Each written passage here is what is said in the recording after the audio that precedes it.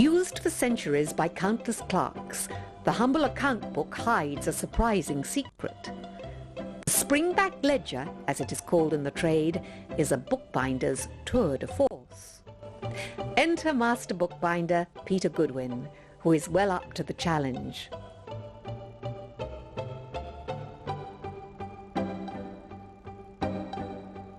Peter, from Nottingham, learned his trade at Boots the Chemist's bindery, where he and Master Binder Harry would turn out 300 of these challenging bindings every 3 weeks.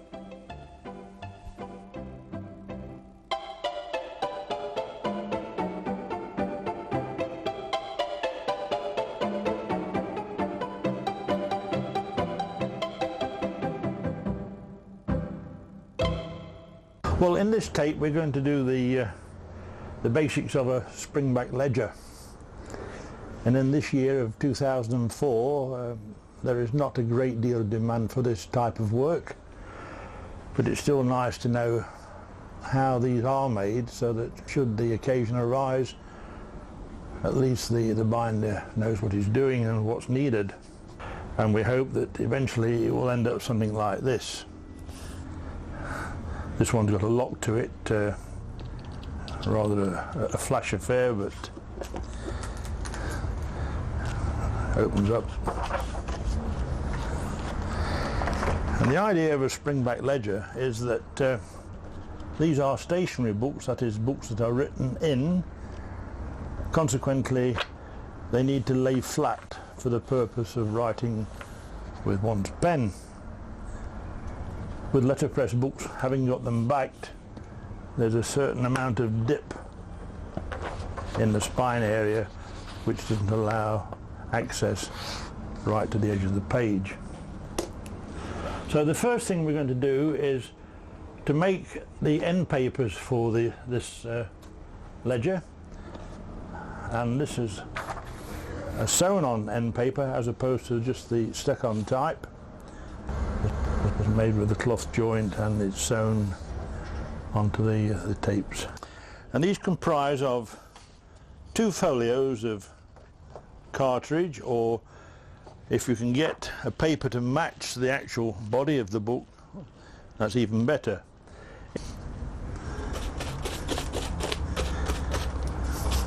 Buckram strip that's going to join the 2 folios together. Lay those there just to soften a bit. And you make quite sure that when you lay the paper on, you're laying it onto the fold and not the open edge where the forage is going to go. Now the first one to go down is what we call the waist. So we'll mark that.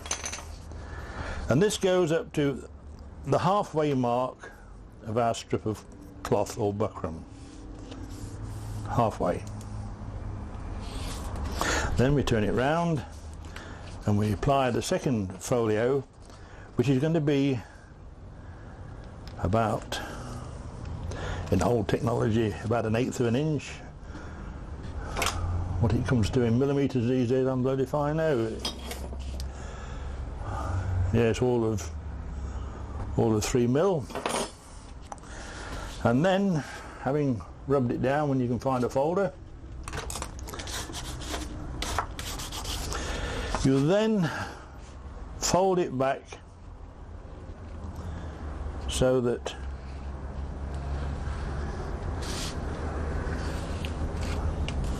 the cloth is brought back about 3 mil. We don't want this large end on here, so we'll take that off. And that is 1 pair joined together. We'll repeat the process for the other end paper. We need 2 for every book, of course. For extra strength on this joint, we then glue 2 pieces of linen.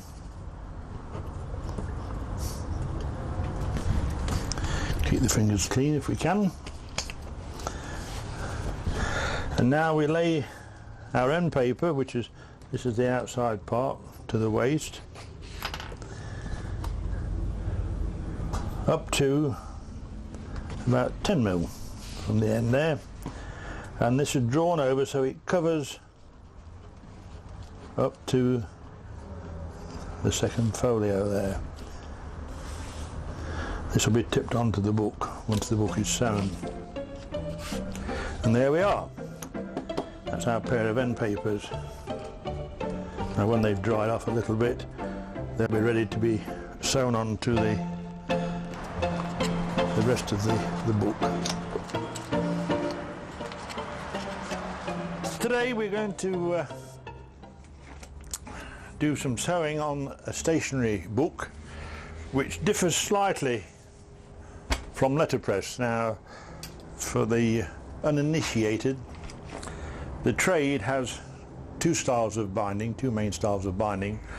The stationery side, and they are books that you write in, and then there's the letterpress side of the trade, which are books which you read from, the printed book. What we're going to do is demonstrate how to sew a minute book, or in this case it'll be a Springback ledger style. The book has been taken down and gone through, cleaned, repaired wherever necessary, and it's going to be sewn on tapes, which is called the flexible style of binding. We have two letterpress books here. These are printed books, and these have been sewn flexible as well on tapes.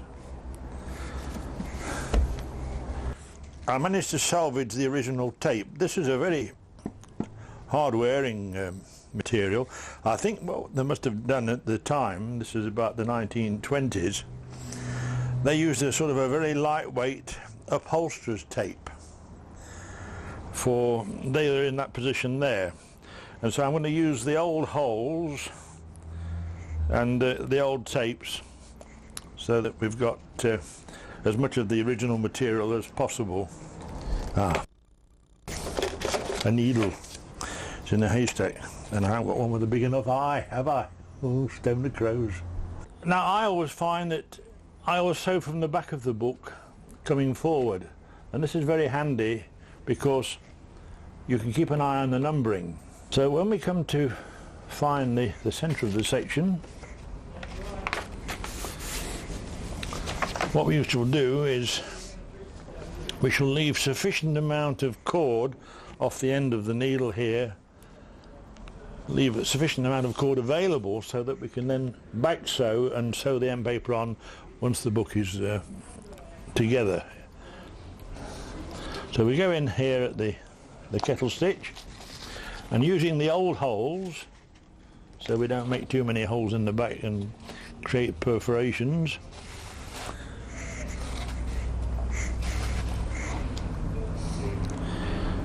and with this thick paper it's very handy to have the holes already to work to when we find it.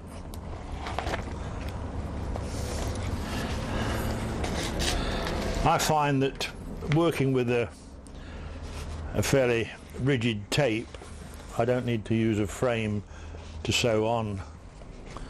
So we work down the section from the tail to the head using the original holes, right? And then we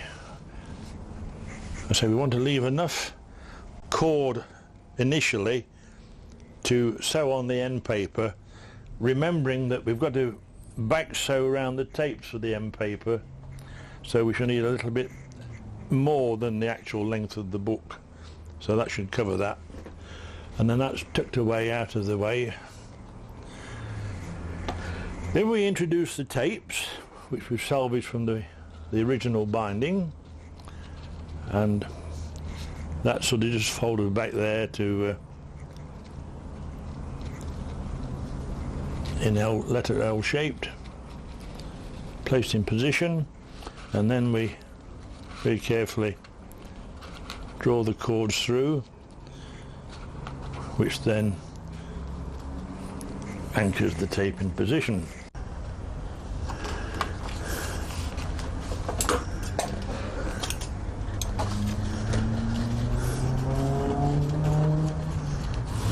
Right, now we place the second section in place, and we come back in at the kettle stitch at the head here, and work back down through our original holes, making quite sure that we don't pass the needle through the tape. We want the tapes to be free from any anchor points there.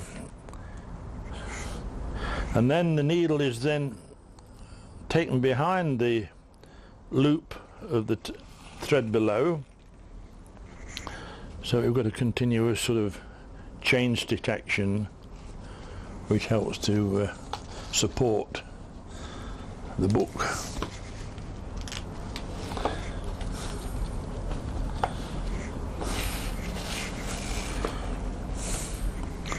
And of course we repeat that at this one. The needle goes behind that loop of thread there.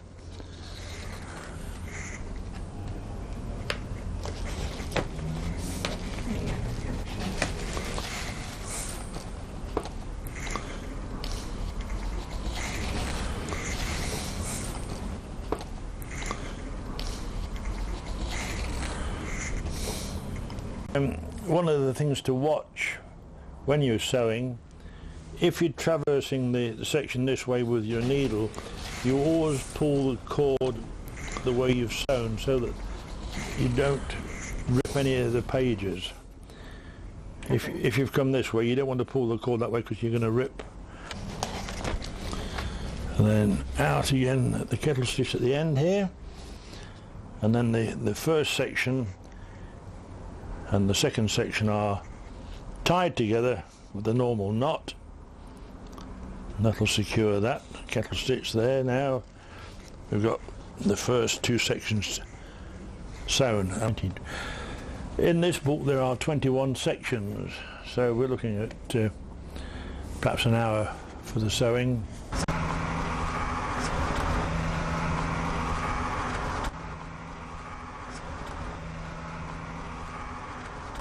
Having attached the new thread to the old thread from the existing end paper, we come through at the kettle stitch.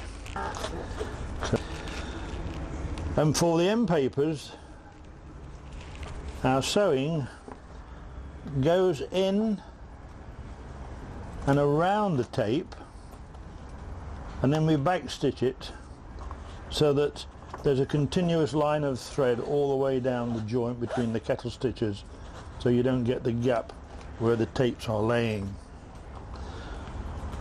So we just sort of loop in here under the previous loop of thread from the section underneath, and then we go back in here.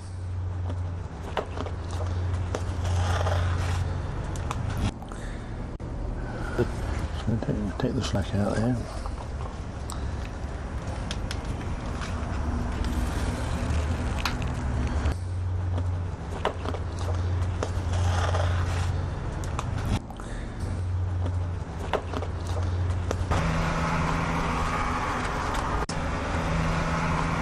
This is to keep the end papers in place. We just glue down in the joint for a start, and that will give the end papers a point of fixture, making quite sure that the joint is level with the back. When you're nipping books, always nip with the tapes out. You don't want the tapes to be pressed into the book and create any marks, so always ensure that your tapes are outside the nipping boards. Attention to these small details makes all the difference. Peter prepares to decorate the edges of the account book. First, the guillotine, to obtain a smooth surface. Then, using a mixture of blue ink and paste mixed with water, he sprinkles the four edges of the book. A few taps to get rid of the excess lumps, and hey presto.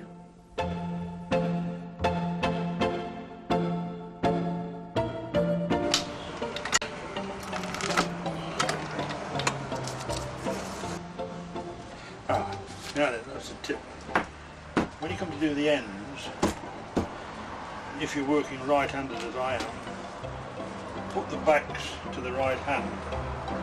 And the The reason for this is, as you're sprinkling, any splodges will hit that and it won't be seen, and they will go away from the forage.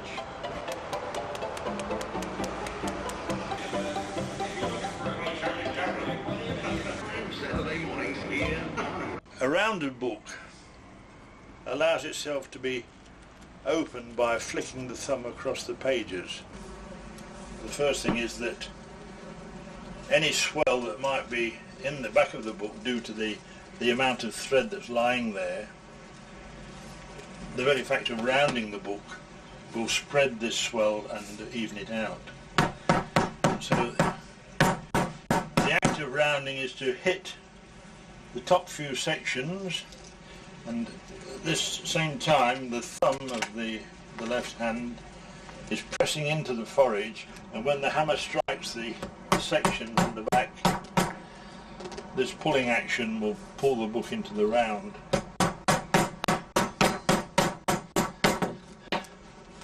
And a good round should be about the third of a circle as regards the circumference.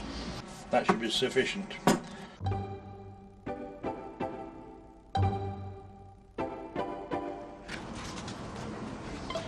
The purpose of numbering this type of book is when you're keeping minutes or things of a record, if all the pages are numbered, then nobody can remove a sheet and make the record incomplete.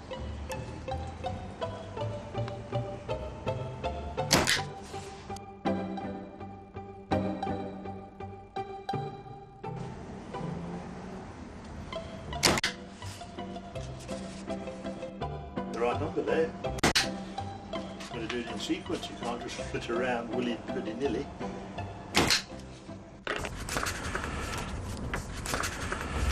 The reason we use a folio of what we call waste, which is a secondary sort of paper for the end paper, is that the top sheet of this folio will be needed to make what we call the tab, which will go into the split board.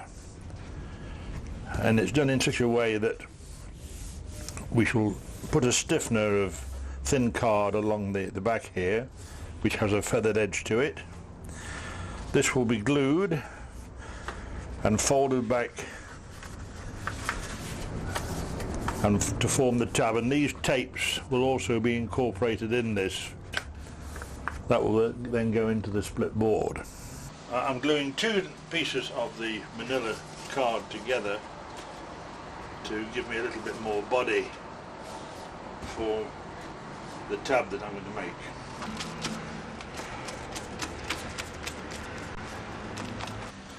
To make the tab, we now tear, not cut, this tab we've glued together in half, and this will give us a feathered edge. And the feathered edge, when it sits on the end paper there and the tab is made, it will be a graduation. There won't be an abrupt ridge, which we don't want a ridge.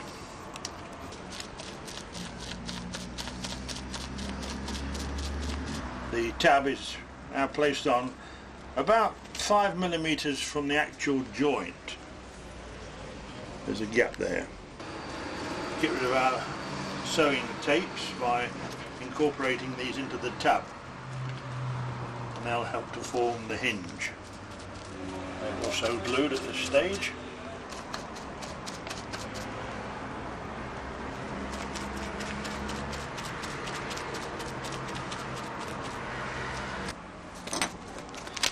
Now we start off by turning back about 2 centimeters of the end paper for a start,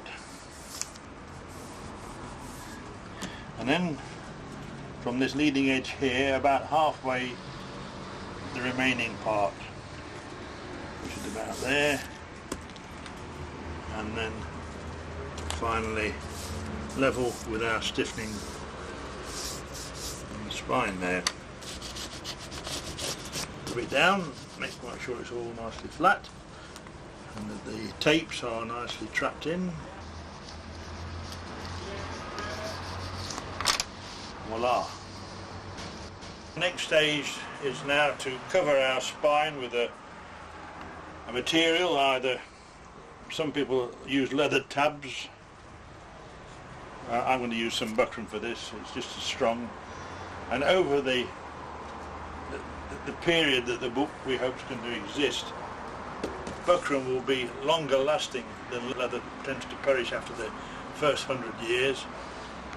We're building here for posterity, so we want it to last more than 100 years.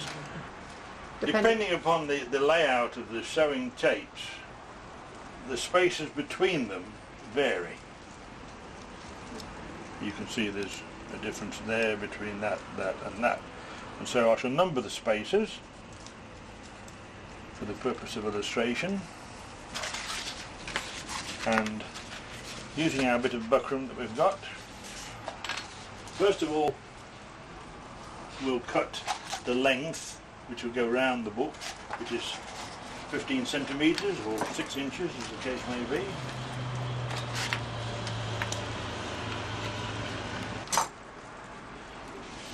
We've got our piece of buckram which is going to fit round. Now we'll measure these individually for each space. So that is number 1. And then we go from there. A measurement between the tapes. That will be number 2.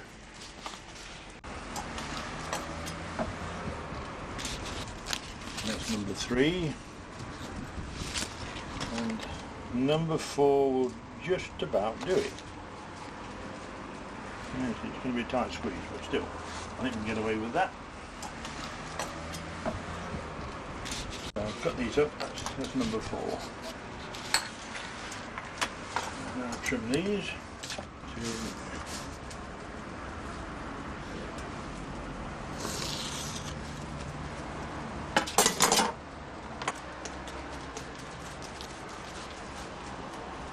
these tabs that I'm putting over the spine here are going to sit between the tapes, as this is a hand-sewn book.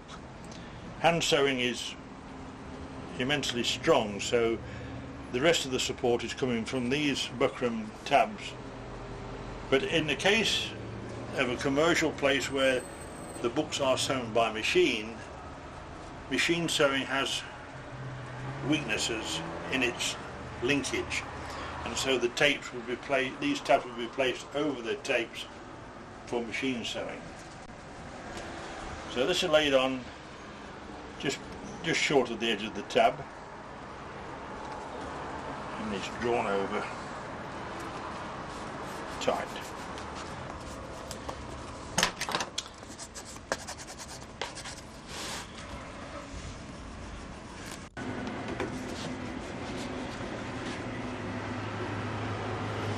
Now, if you don't happen to have a piece of cardboard tubing suitable, which I try and use these days to save a lot of hassle, one would have to make the thing from scratch with a hot melt glue. But we're not going to show that today, because I'm hoping somewhere in my stock I will have a piece of cardboard tubing which will be able to be sufficient for the job we need it for. You're all on the ground looking out for these things at all times, and that's going to be about 2 1/4 inches.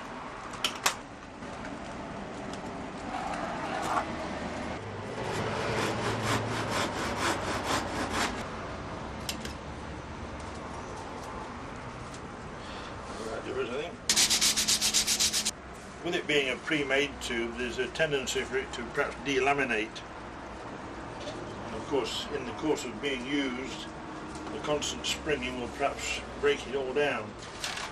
So in order to contain it and consolidate it, I'm going to cover this in some brown paper.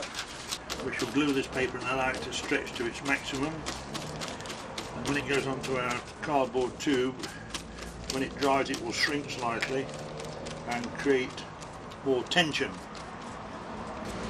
Some glue to this cut edge will help it all to bed down and consolidate. Put this over now. and stretch it well into the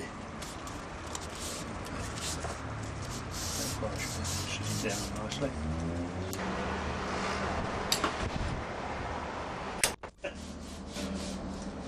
Having made the back from the cardboard tube, we've now attached two pieces of buckram which will then be used to attach the back onto the book itself.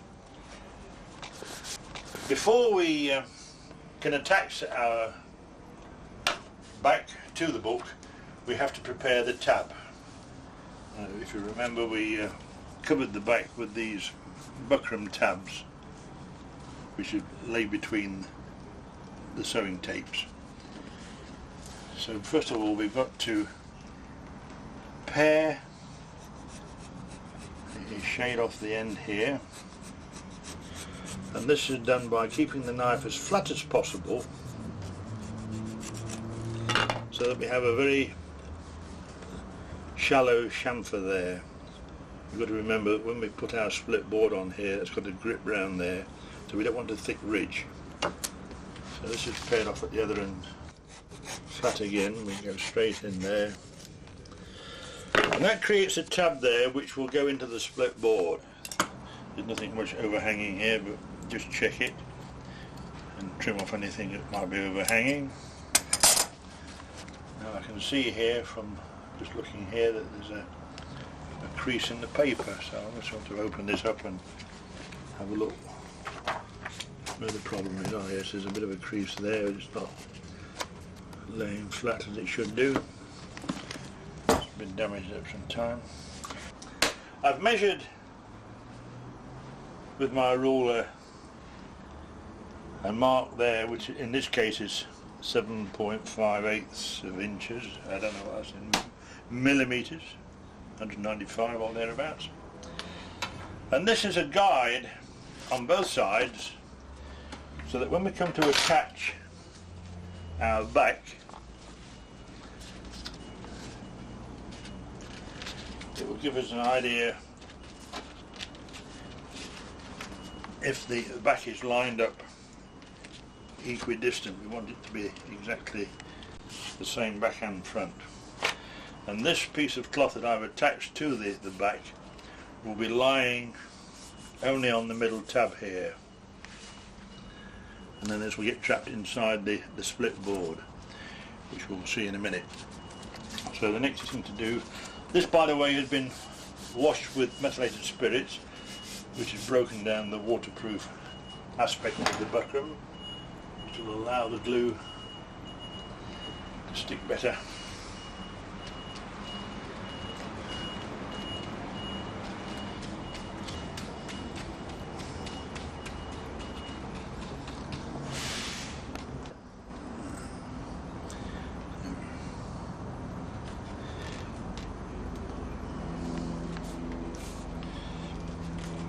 At this stage the back of course is a lot longer than what the book is, but that'll be trimmed off once the thing is fixed and in position and the boards are on.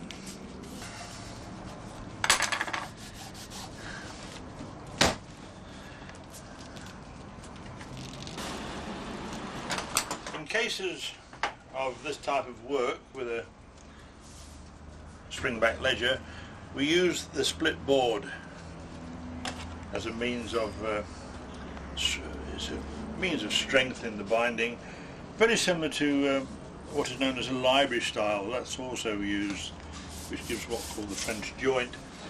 And to make a split board, this is just two boards glued together, but we only glue 2/3 the width of the board at this stage. They're given a nip, and that leaves an unglued third which will allow our tab to be inserted into there. Now these were only cut roughly to size prior to the binding. We have our split boards, and I've marked with a cross where the split is on the board. Now we have to present these to our book and just see how we are for size. Now we need to leave a space here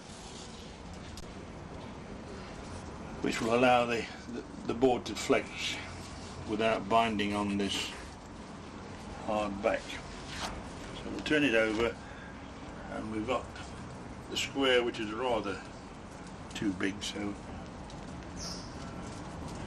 we need to cut this down just in that, and the same on the forage.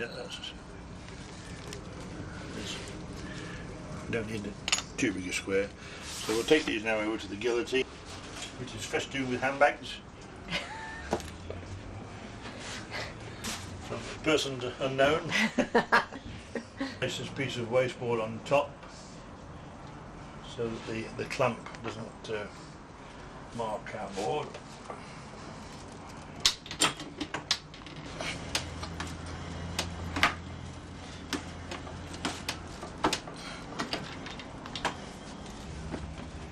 That's about right. Now before we put them onto the book, what we have to do before that is relieve the corners which will lie against the back here. This is done so that they won't poke through when we come to tie the book up to set our heads. So with a sharp knife we just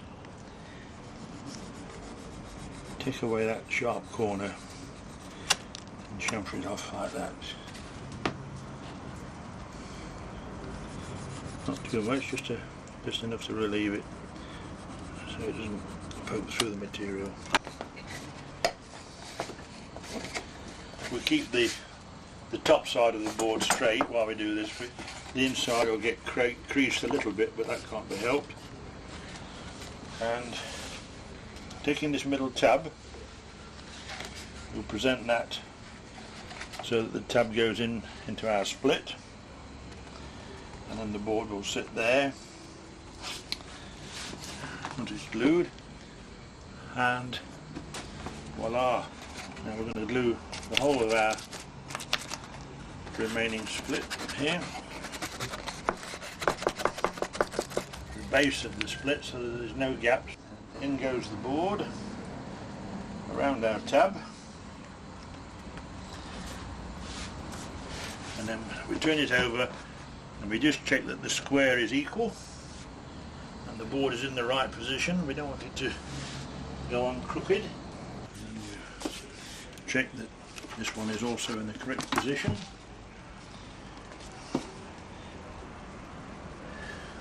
The nipping board is placed flush with the board on the book, and it's clear of the back. We don't want the back bruised in this nipping process.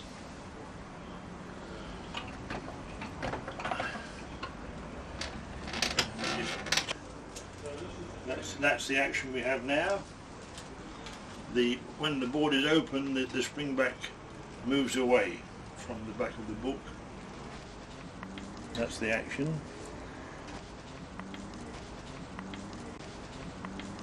And this gap here allows the board to move without binding actually onto the hard cardboard of the back. We're going to now trim the back off to size. Now in doing a book of this sort, we've got to be able to set the head, but we need to bear in mind that this has got to be folded over and then formed into this set. And so when we come to cut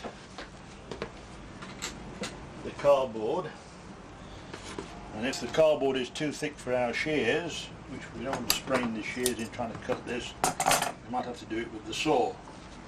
And if you can visualize the edge of the board, you want to be a little bit more than the board. Take it along the edge there. This back wants to be just a shade longer. Making quite sure you do it nice and square.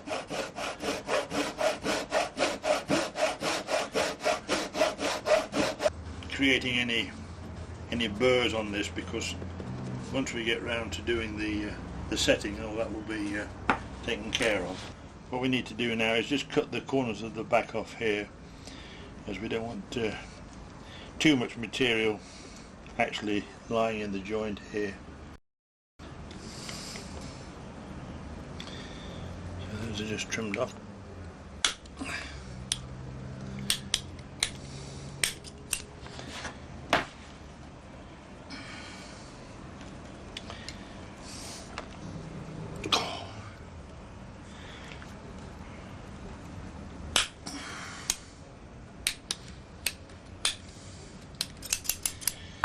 The next stage is to crimp the head prior to our covering.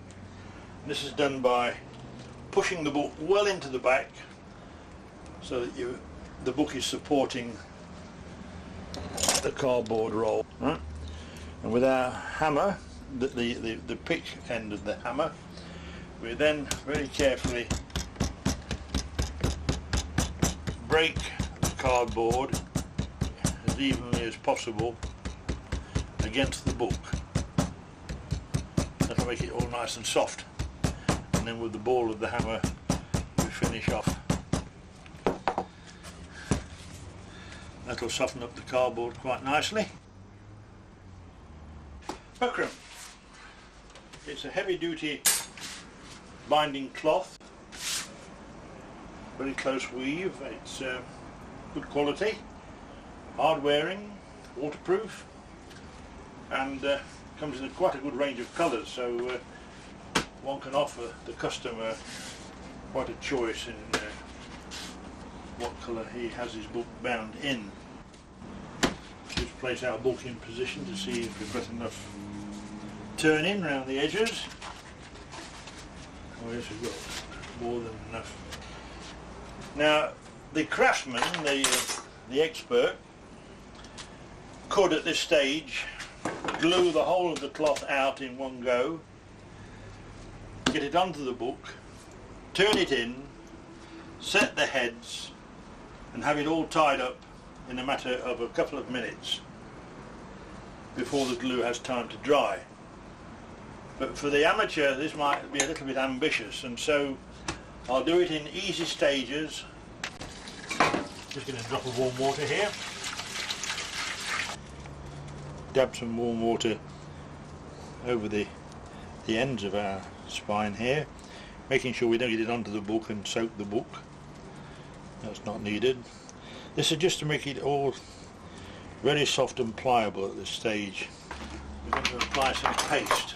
This is a starch paste used by bookbinders.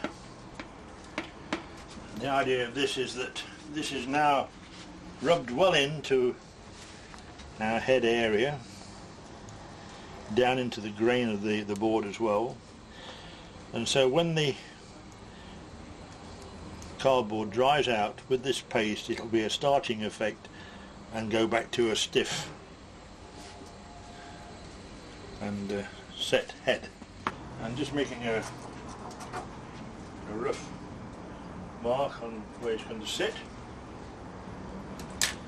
and the first thing to do is we glue our spine. This is with a PVA glue, of course, which is fairly quick drying.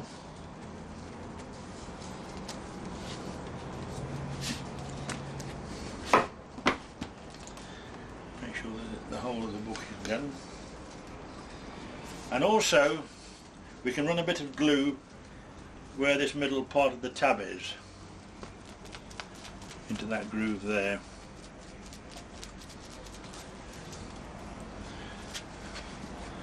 Don't want it over the full length because we don't want these inside tabs to adhere to the covering material at this stage.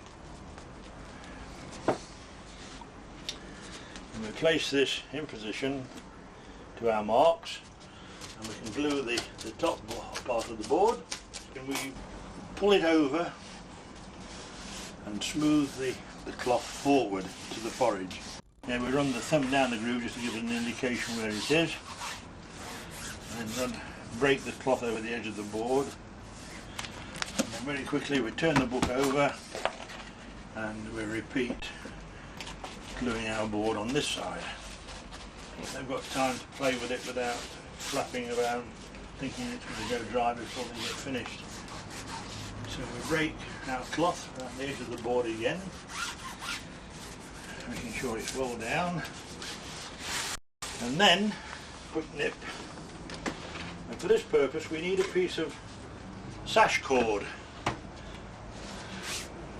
or perhaps clothesline, and the diameter of this cord is commensurate with the space we've got left in the grooves between the board and the back of the book. On a running noose, and that's just take the slack out of it so it doesn't sag around. And here again we place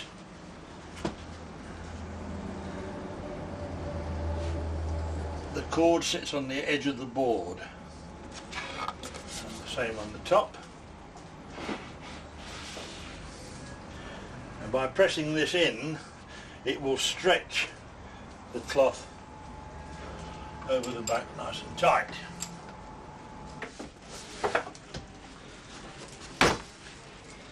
Now with ledgers we've got a slightly thicker board than the usual case binding, remembering that we've got to leave enough from our cut here so that there's enough there to cover the edge of the board. With it being a thick board, we make a snip cut there in line with the edge of the board up to the corner. This will create our, what they call a tab corner rather than just an ordinary tucked, and that will give us a square edge there. We'll do the head and tail turning first, get that out of the way, run some glue in there where our paste is laying for the head, and then we then press our softened head level so that we've got a nice even shape, and with our thumb we just roll our cloth over the edge of the board and turn this in.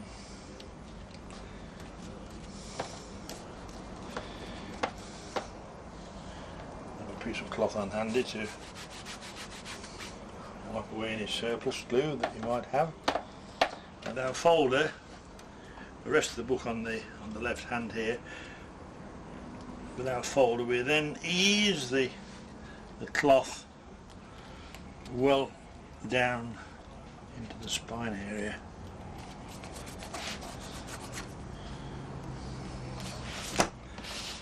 And then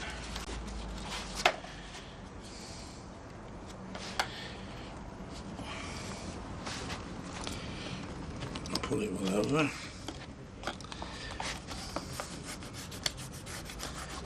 Making quite sure that the cloth is lying right against the edge of the board.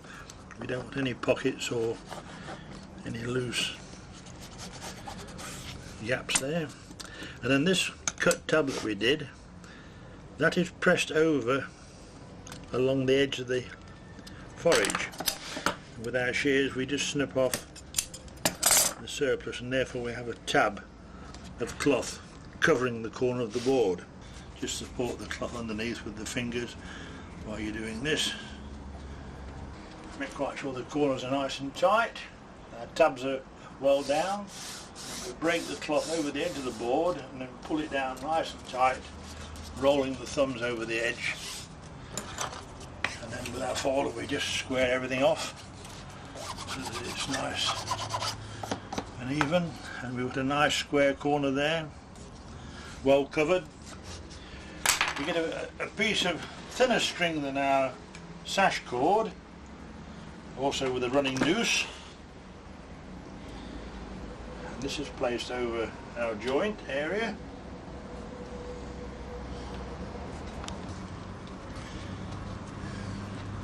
And it's pulled tight.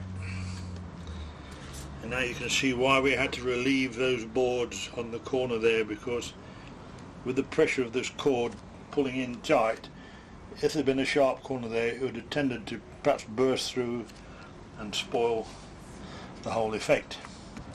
And with the folder, we then ease our pliable head out into the joint here. Bring it out into the joint, stretching the head out to where the cord is.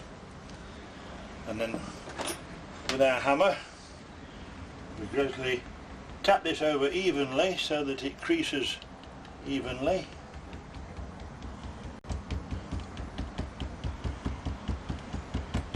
Into that sort of situation.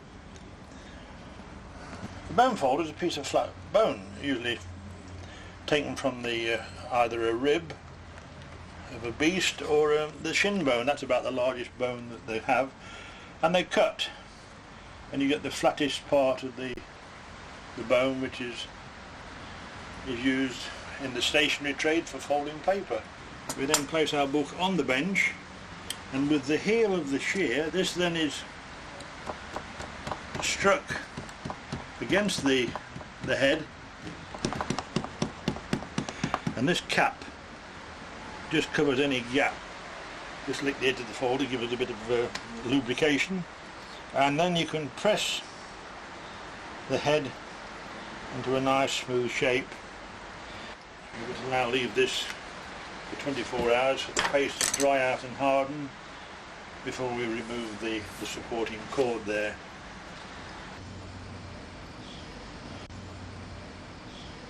So we shan't be doing very much in the garden.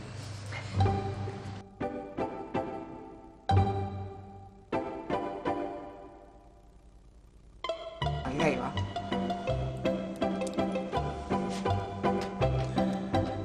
Keeping the fillet straight, we hope. This is 1890 to 1900.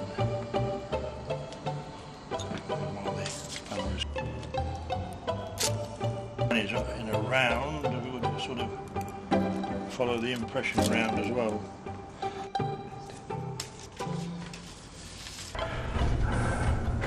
I don't know what we want these for, I'm sure. The binder is called upon at all times to make all sorts of weird and wonderful things, not only bindings, and this is one of my latest projects, is a fez. All that remains is for the end papers to be glued down.